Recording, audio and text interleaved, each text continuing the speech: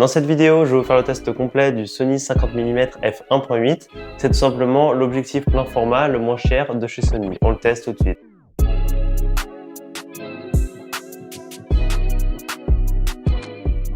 Donc comme je vous le disais, cet objectif, c'est l'objectif le moins cher de chez Sony en monture E, donc dans la gamme plein format, parce que vous allez pouvoir le retrouver à la vente aux alentours de 150-200 €. Donc franchement, quand on voit aujourd'hui le prix des objectifs, même dans d'autres marques, tu te dis un objectif à 200 €, ça vaut le coup d'en avoir un, surtout avec un 50 mm comme ça, parce que même quand on regarde les autres 50 mm de chez Sony, par exemple la gamme G Master, ils sont vendus des fois à plus de 1500-2000 €. Quand on reçoit l'objectif, donc il arrive donc, dans cette toute petite boîte super compacte. Et donc à l'intérieur, on va retrouver vraiment juste l'essentiel. Donc c'est-à-dire un pare-soleil et l'objectif directement.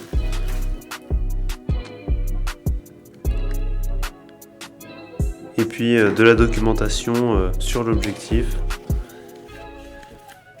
Donc rapidement, si on parle des caractéristiques techniques de cet objectif, comme vous pouvez le voir, il est vraiment super compact. Il est vachement petit, il passe partout sur un sac ou quoi, vous le mettez même dans votre poche si jamais vous avez un deuxième objectif. Lui, vous le mettez dans votre poche, tac, vous changez, il est vraiment super léger, il pèse 186 grammes. Au niveau de la fabrication, il est entièrement en plastique. Donc effectivement, on voit que la qualité, c'est pas non plus un truc incroyable, mais pareil, quand on voit le prix qu'il coûte, on peut pas non plus s'attendre à un produit vraiment super solide. On retrouve uniquement donc la bague de mise au point, donc la mise au point manuelle. Il est aussi intégré avec une mise au point automatique, mais ça on reviendra dessus un peu plus tard dans la vidéo. Par contre, l'objectif il n'est pas stabilisé, du coup la stabilisation se fera uniquement grâce à la stabilisation du boîtier. Après c'est pareil, à 150 €, on va pas non plus se plaindre de ne pas avoir de stabilisation intégrée. Donc maintenant je vais vous faire un peu, on va dire, mon retour d'expérience sur cet objectif parce que je l'ai depuis quelques mois maintenant.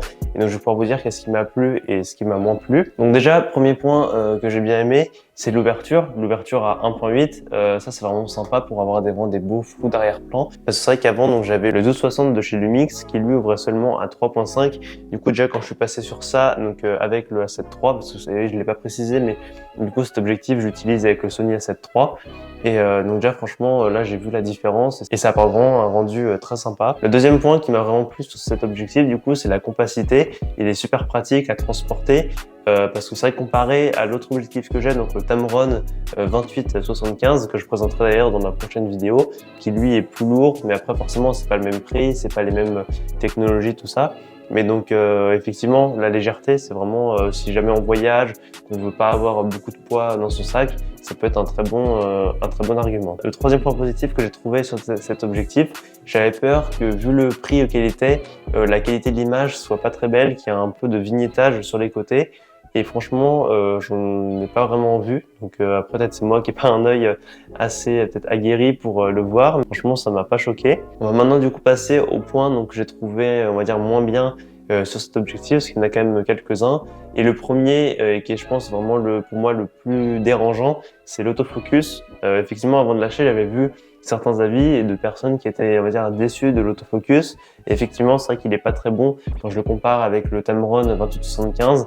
Il met pas mal de temps à détecter le visage. Donc là, j'ai l'objectif 50 mm à ouverture f2.8 et du coup, on fait les tests tout de suite.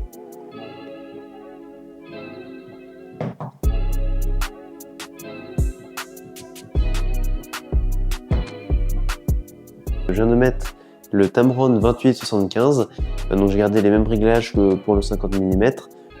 Et du coup, je me suis mis aussi à 50 mm sur le 24-70 pour avoir un truc équivalent.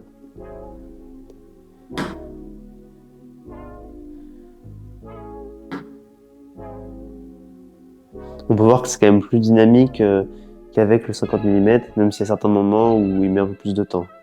Un des autres points qui m'a pas mal déçu aussi avec cet objectif, mais là ça je le savais dès que je l'achetais, c'était la distance minimale de focus, parce que là du coup la distance minimale de focus elle est de 40 cm, donc c'est quand même assez long. Après on n'achète pas cet objectif pour faire de la macro, mais c'est vrai que même quand il y a un sujet on va dire qui est proche mais pas non plus très proche, et il peut quand même pas forcément le voir. Donc faut savoir, ça c'est pareil, c'est un truc à savoir que quand on est à moins de 40 cm d'un sujet, et le focus pourra pas se faire. Mais après, c'est vrai que même quand on regarde des objectifs plus chers de la gamme de chez Sony, le G-Master 50 mm qui a plus de 2000 €, bah lui, je crois que sa distance minimale de focus, elle est pareille, elle est à entre, je crois, 35 et 40 cm. D'ailleurs, c'est un point qui est un peu dommage.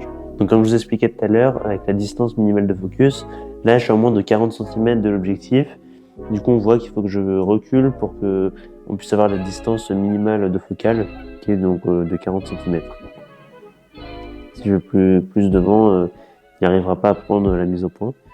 L'autre point négatif aussi sur cet autofocus, c'est que je trouve qu'il est assez bruyant. On entend on l'entend quand il change. Du coup, après, là, quand on fait une vidéo, qu'on est assez loin, qu'on enregistre le son pendant un micro-cravate comme ici, je pense qu'on s'en rend pas compte. Mais effectivement, quand on est proche de la caméra, par exemple qu'on fait une interview ou qu'on filme un sujet, qu'on est vraiment à côté de l'objectif, on entend bien donc le bruit de mise au point. Là, j'ai mis le Rode VideoMic Go, donc c'est le petit micro de chez Rode, et du coup, je vais le mettre juste à côté de l'objectif pour que vous puissiez entendre le bruit.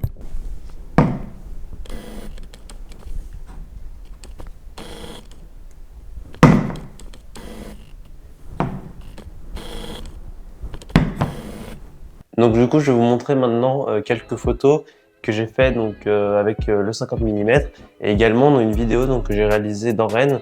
Donc de base, c'était un projet que j'avais avec mon école, mais donc du coup que j'ai entièrement filmé donc avec le A7 III, le 50 mm et mon stabilisateur juste là, le Zhiyun Weebill S. Donc d'abord, je vous montre quelques photos, après la vidéo et puis on se retrouve juste après.